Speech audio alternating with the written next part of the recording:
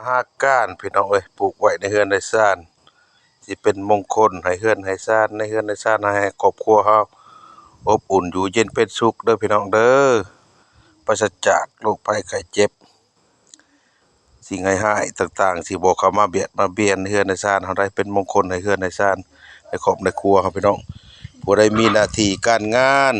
เป็นเจ้าเป็นนายก็สิมีหน้าที่การงานราบรื่นสูงส่งขึ้นไปเรื่อยๆเด้อพี่น้องเด้อมาปลูกไว้ในเรือนในซ่านรักษาเรือนซาซานเฮาเด้อพี่น้องเด้อให้ลูกหลานเฮาอยู่ดีมีแรงได้เป็นยากันพญาผู้ใดเป็นท้องผูกเด้อพี่น้องเด้อท้องผูกท้องยืงท้องนั้นบ่มักถ่าย2-3มื้อถ่ายเทื่อหนึ่งหรือว่าถ่ายก็ยากเอาใบหวานมหาการมาลวกมาต้มกินเด้อพี่น้องเด้อสิเฮ็ดให้ท้องเฮาดีเฮาเซาดอกเด้อถ่ายง่ายเอามาขั่วมาแกงมาต้มมาลวกก็แซ่บเด้อพี่น้องเด้อทั้งเป็นหวานแก้พิษเด้อพี่น้องเด้อแก้พิษต่างๆขี้เข็บคบแมงงอดตอดกลางค่ำกลางคืนในเรือนน้ำซ่านเฮาหรือว่าผู้เป็นพดเป็นคัน